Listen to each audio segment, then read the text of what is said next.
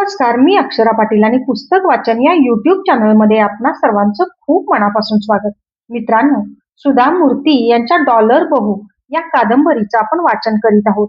तत्पूर्वी चॅनलवर पहिल्यांदाच असाल किंवा चॅनल यापूर्वी सबस्क्राईब करायचं राहून गेलं असेल तर चॅनलला बी सबस्क्राईब करा. आणि पुस्तक वाचन कसं वाटलं, कादंबरी कशी वाटली ते कमेंट बॉक्समध्ये जरूर कळवा. भाग 4. मिनिसोटामध्ये चंद्रू बऱ्यापैकी रुळला होता. ग्रीन कार्डसाठी त्यानं अर्ज दिला होता. तिथल्या वकिलांनी मोघम सांगितलं, काहीही सांगता येत नाही. कदाचित लगेच मिळून जाईल किंवा बराच उशीरही लागेल कदाचित. त्यामुळे त्याची अवस्था त्रिशंकूसारखी होऊन बसली होती. आता कुठल्याही कारणासाठी भारतात गेलं तर परत येण्यासाठी व्हिसाचा प्रश्न होता. त्यामुळे घरी आणि आपल्या माणसांची कितीही आठवण झाली तरी नाईलाज होता. त्याच्या मित्रांपैकी काही जणांना ग्रीन कार्ड मिळाल्याचं त्याला समजलं. ते मित्र लग्न ठरवण्यासाठी म्हणून ढीगभर सामान घेऊन भारतात आपापल्या गावी गेले होते. तिथं 3 दिवसात 30 मुली बघून त्यातली एक निवडायची आणि लग्न करून इथं यायचं असा त्यांचा प्लॅन होता. कुणी मुलीची व्हिडिओ कॅसेट पाहूनही लग्न ठरवलं होतं. एवढे दिवस अमेरिकेत राहिल्यामुळे चंद्रूला तिथल्या सुखसाधनांची अप्रूपाई राहिली नव्हती. आता त्याची त्याला सवय होऊन गेली होती. उलट आता त्याला तिथं एकटेपणाची जाणीव होऊ लागली होती. त्याच्या मनात अधूनमधून लग्नाचे विचारही डोकावून जात होते.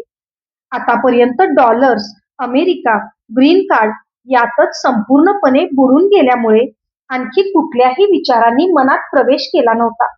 आता त्या साऱ्या अडचणी दूर होऊन जीवन नेहमीप्रमाणे झाल्यावर लग्नाचा विचार येणं स्वाभाविकच होतं म्हणा. लग्नाचा विचार मनात येताच त्याला न चुकता विनिताची आठवण येत होती. त्याला विनिता मनापासून आवडली होती. त्याचं तिच्यावर प्रेम होतं असंही म्हणता येणार नाही.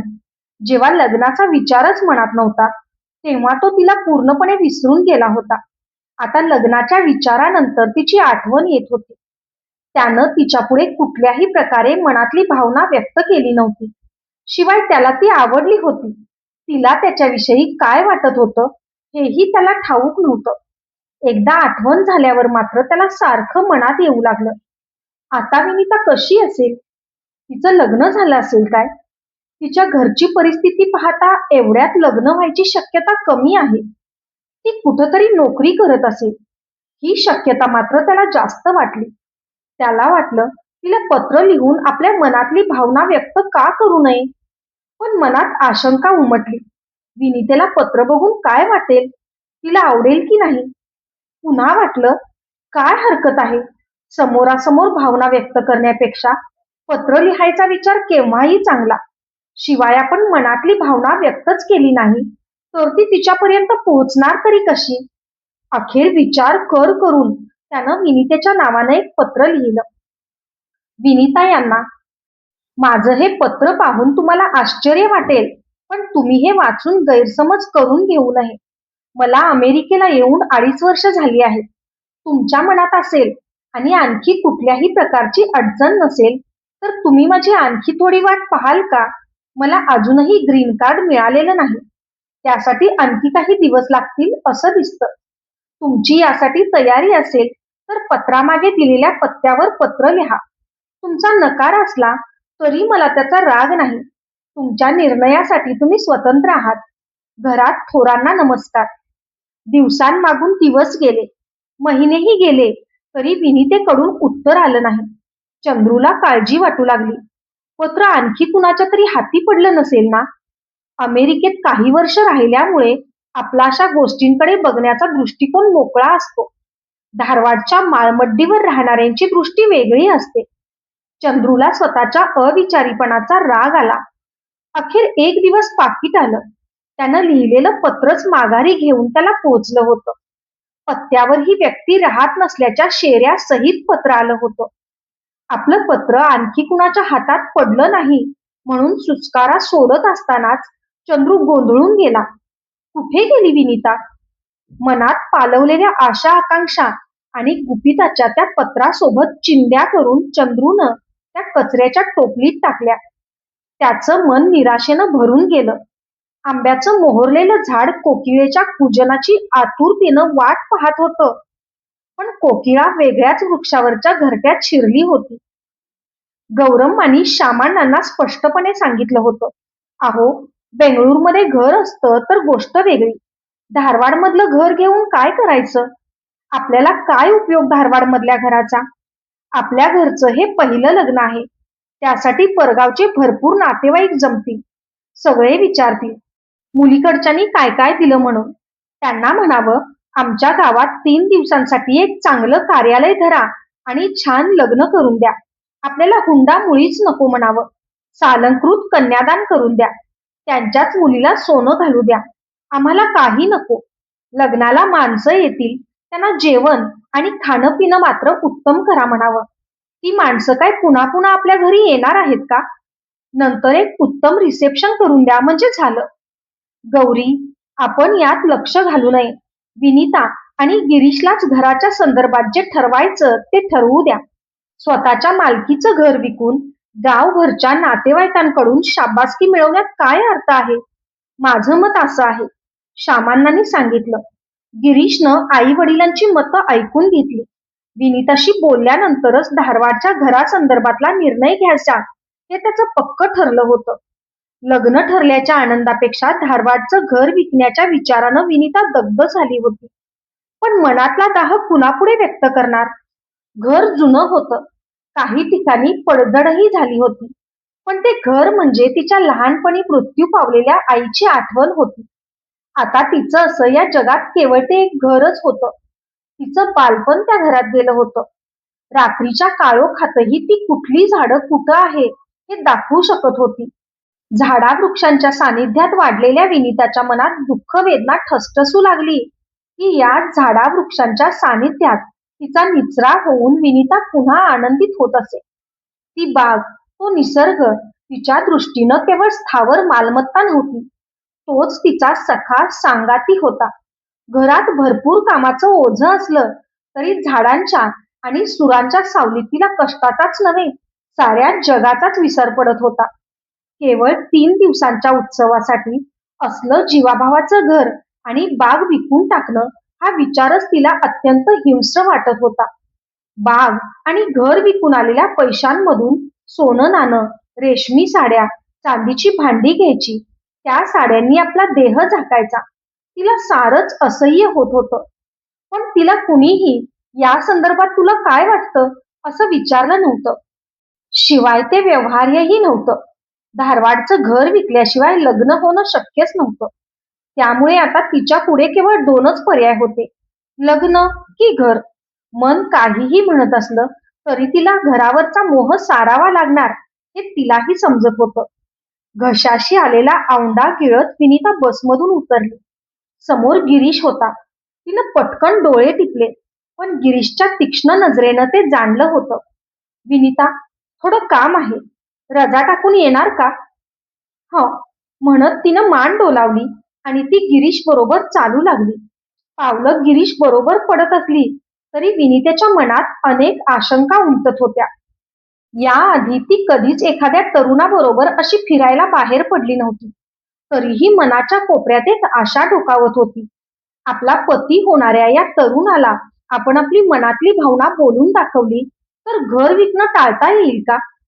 लालबागमध्ये सकाळच्या वेळी नेहमीप्रमाणे कोवळ्या प्रेमिकांची वर्दळ होती. एका चाफ्याच्या वृक्षाखाली असलेल्या दगडी बाकाच्या टोकावर बसत विनितेने विचारलं, काय बरं, कशाला बोलावलत मला? थोडं काम होतं. तुमच्या धारवाडच्या घरासंदर्भात थोडं बोलायचं होतं. विनितेच्या हृदयाची धडधड वाढली. गिरीश पुढं म्हणाला, धारवाडचं घर विकून लग्न करायचा माझा विरोध आहे, हेच तुम्हाला सांगायचं होतं. तुमचं या बाबतीत काय मत आहे? मस्तकावर मध्यानीचा सूर्य तळपत असताना हजारो कारंजी एकाच क्षणी सर्व बाजूनी उसळावीत तसा विनितेला अनुभव आला. सुकून निष्प्राण झालेल्या वेलीवर अमृत सिंचन व्हावं तशी ती डवरून आली. गिरीश पुढं म्हणाला, आजच्या दिवसात एक घर बांधणं किती कठीण आहे हे मला ठाऊक आहे. आमचं छोटं घर आहे. माडीवरच्या 2 खोल्या बांधण्यासाठी आम्ही 20 वर्ष धडपडत होतो तरी जमत नव्हतं. आता आमचा थोरला भाऊच अमेरिकेत असतो.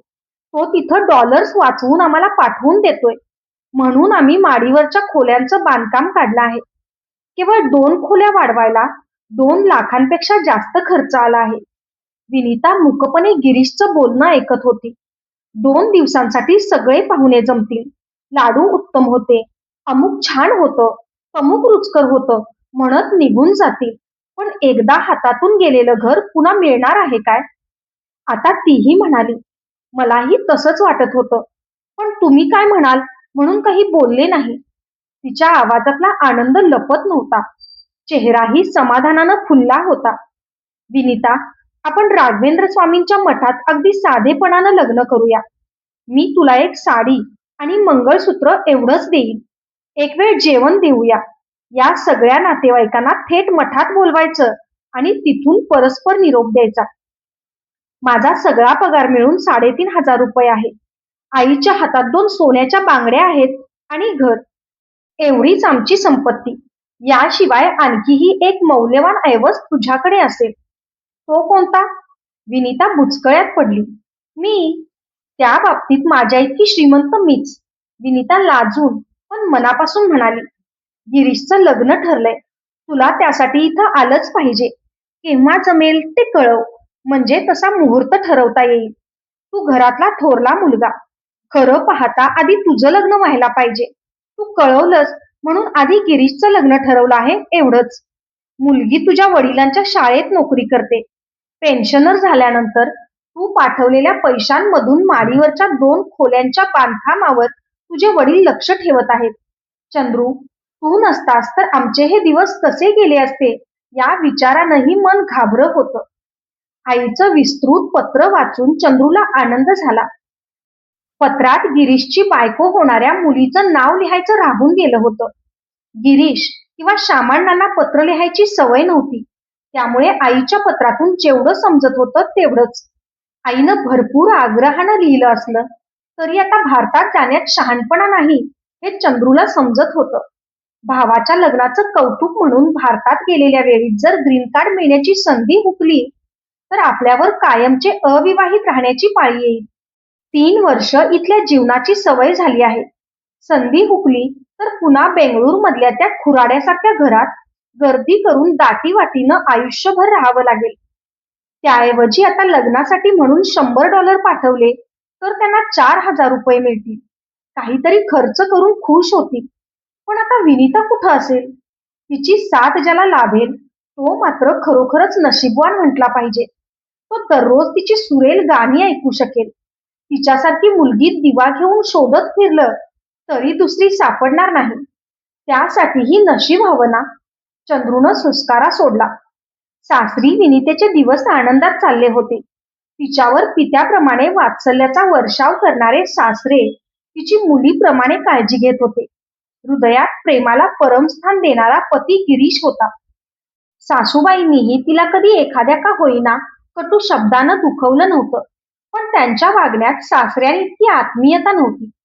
त्यांचा स्वभावही फारसा बोलका नव्हता. त्यांच्या अंतर्मनात काय दडलंय हे विनितेला संपूर्णपणे कधीच उमजत नव्हतं.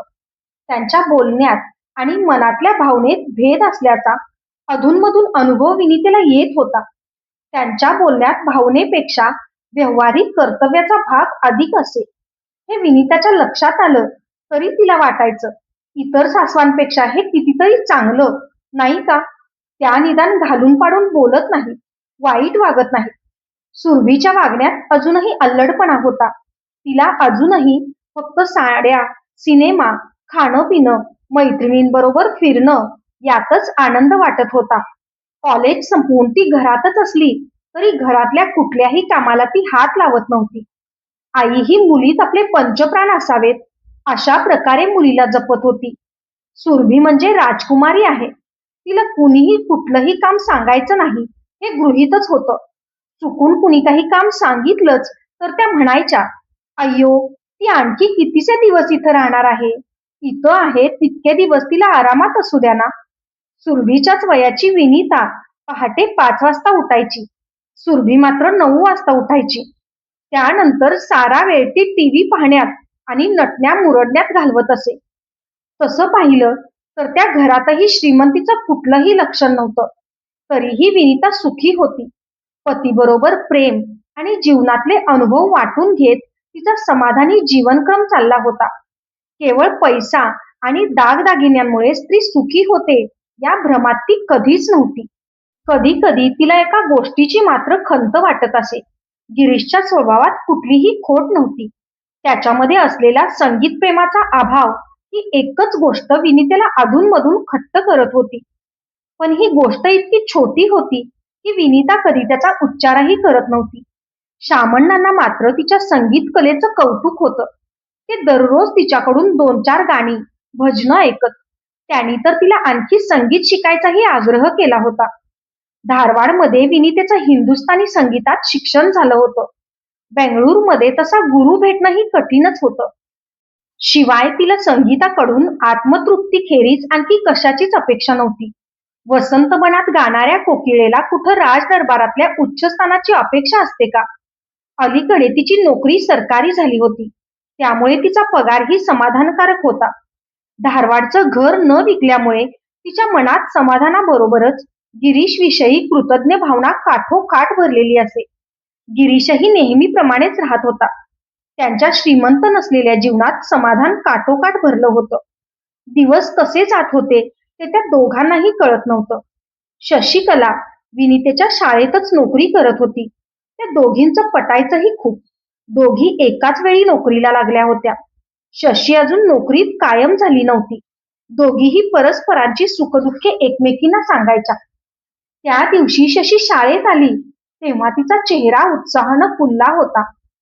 मनातला आनंद लपविण्याचा शशीचा प्रयत्न विफल होत होता. तिला पाहताच विनितेनं विचारलं, काय ग, काय बातमी आहे?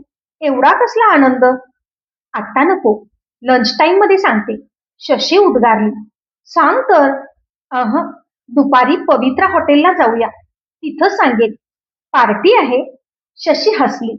दुपारी लंच टाइमला दोघी ठरल्याप्रमाणे पवित्रा हॉटेलच्या माडीवर गेल्या. खुर्चीवर बसल्या बसल्या विनिता म्हणाली, शशी, अभिनंदन. विनू, तुला कसं समजलं? तुझा चेहरा बघून. शशीचा चेहरा आणखी लाल झाला. ती सांगू लागली, आमच्या वडिलांच्या मित्राचा मुलगा, शंकर त्याचं नाव. लग्न कधी? आणखी 2-3 महिन्यानंतर होईल असं वाटतं. आजच त्यांचे वडील घरी येऊन गेले. एवढ्यात मुहूर्त नाही. कार्यालय मिळाल्यानंतर लग्न होईल म्हण ना. मुहूर्ताचं काही विशेष नाही. विनिता हसत म्हणाली, मला नोकरी सोडावी लागेल विनू. शंकर कुठली नोकरी करतात? काय शिकलेत ते? शशीचा चेहरा उतरला. शंकर मैसूरमध्ये राहत होते. MSc 4थ्या क्रमांकानं पास होऊनही त्यांना बरी नोकरी मिळाली नव्हती. आता ते तात्पुरती क्लासेसमध्ये शिकविण्याची नोकरी करत होते. मग एवढ्यात लग्नाचा का विचार करतायत? दोन्ही घरांमध्ये खूप वर्षाचे स्नेहसंबंध आहेत. माझी आईच म्हणाली, नोकरीची वाट बघत लग्न पुढं टाकायला नको. मीही नोकरी करून संसाराला हातभार लावू शकेन किंवा दोघं मिळून क्लासेस सुरू करू. हो, तेही खरंच म्हणा. उगाच लग्न का पुढे ढकलायचं? बरं, साखरपुडा कधी? त्यांच्या घरी साखरपुडा करायची पद्धत नाही म्हणे. एकदम लग्नच विनू. मला मात्र काही वेळा भीती वाटते बघ. भीती कसली? सगळं ठीक होईल ना? होईल ग, सगळं ठीक होईल. माझाच अनुभव सांगते. दोघं मिळून कष्टाची तयारी ठेवा. धैर्य गमावू नका. भविष्यात काय दडलंय ते कुणास ठाऊक. तरीही विनिता तिच्या मनाचं धैर्य वाढवत होती. शशी म्हणाली, आजच नोकरीचा राजीनामा देते. 2 महिन्यांची नोटीस देणं आवश्यक आहे ना. दोघी उठल्या. हिनं आणखी थोडा विचार करून राजीनामा द्यावा असा विचार करत विनिता तिच्याबरोबर चालू लागली. अलीकडे शशीनं शाळेला येणं सोडून दिलं होतं. त्यामुळे विनितेला एकटेपणाची भावना जाणवत होती. शशी सुखी आहे ना? मग झालं तर, अशी ती स्वतःची समजूत काढत होती. आपल्या प्रिय मैत्रिणीच्या लग्नाला काय भेट द्यावी याचा ती विचार करत असतानाच एक दिवस ती बातमी आली. विनिता, तुला समजलं? शशीचं लग्न मोडलं. शाळेतल्या ज्येष्ठ शिक्षिका सुशीला मॅडमनी तिला विचारलं. नाही, मला नाही ठाऊक. विनिता बसलेल्या धक्क्यातून स्वतःला सावरत म्हणाली. तुम्ही दोघी एवढ्या मैत्रिणी असूनही काही बोलली नाही ती? फार त्रास झालाय तिला. पुढचं बोलणं विनिताच्या कानात शिरलंच नाही. काय झालं असेल? शंकरला अपघात झाला असेल काय? त्याचं वेगळ्या एखाद्या मुलीशी प्रेम प्रकरण असेल काय?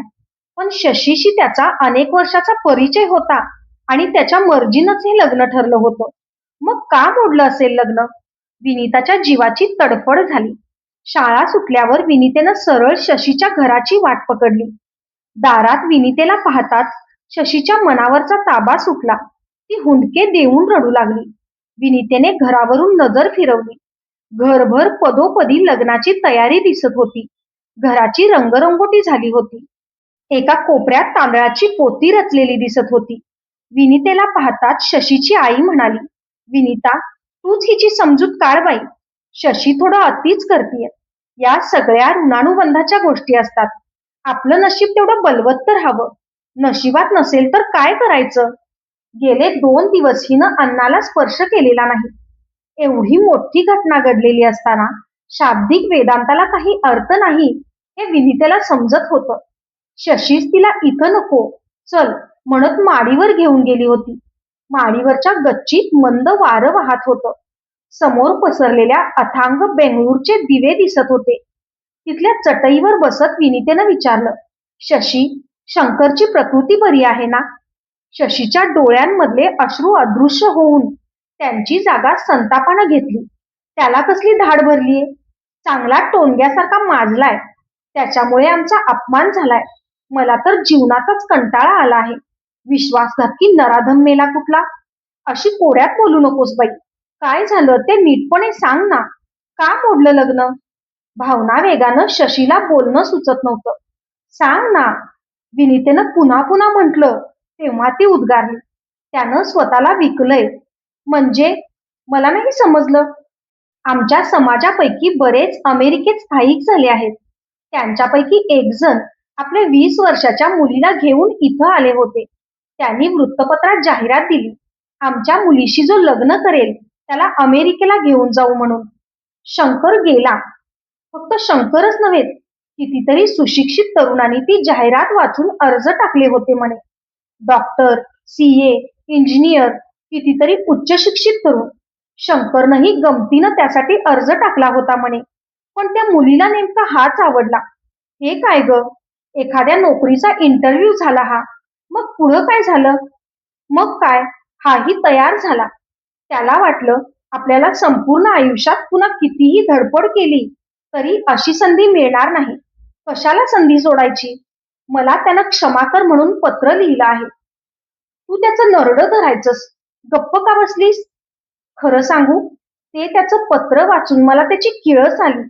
एवढ्या वर्षांची ओळख, नातं, भावना सरळ पायदळी तुडवून डॉलर आणि ग्रीन कार्डसाठी त्या मुलीचे पाय चाटणारा शंकर. छी, त्याचे आई वडील काय म्हणतात? माझे आई वडील त्यांना जाऊन भेटले. हा कुठल्या गावाचा विपरीत न्याय म्हणून विचारलं तर म्हणतायत, अहो, आमच्या मुलाचं तिकडं उज्ज्वल भविष्य आहे. आम्ही का त्याचं नुकसान करू? तो इथं राहिला तर आमच्यासारखाच दरिद्री राहील. सारं जीवन सरलं तरी एक घर बांधायला जमणार नाही. आमच्या मुलींच्या लग्नाचं कर्जही फेडता येणार नाही. म्हणून आम्हीच त्याला हे लग्न करायला सांगितलंय. तूही नोकरी सोडलीस ना? होय. त्यावरही शंकरनं उपाय सुचवलाय.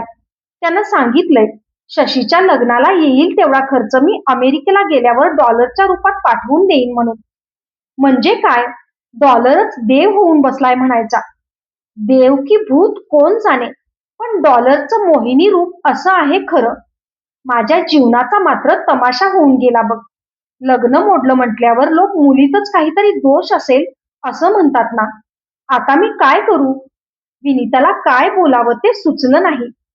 तशीच पुढं म्हणाली, हेही जाऊ दे, पण इतकी वर्ष मनात शंकरलाच नवरा मानून मी राहिले. एका दिवसात ती भावना कशी उपटून निपटून काढता येईल? अमेरिकेचा मोह आणि डॉलरची आशा यासाठी शंकरनं माझा हकनाक बळी दिला. शशीच्या दुःखाला हुंदक्यांच्या रूपानं वाट फुटली होती. तिचं सारं शरीर हुंदक्यांनी हिंदकळत होतं. विनिता असहाय्यपणे तिचा आक्रोश पाहत राहिली. धन्यवाद. अशाच नवनवीन आणि विविध विषयांवरच्या कथा, कविता आणि पुस्तकांसाठी पुस्तक वाचन बाय अक्षरा पाटील हे चॅनल सबस्क्राईब करा. आणि पुस्तक वाचन कसं वाटलं, कादंबरी कशी वाटली ते कमेंट बॉक्समध्ये जरूर कळवा. त्याचबरोबर तुम्हाला कुठलं पुस्तक आवडतं का, जे मी चॅनलवर वाचावं अशी तुमची इच्छा आहे, तर त्या पुस्तकाचं नावही जरूर कळवा. धन्यवाद.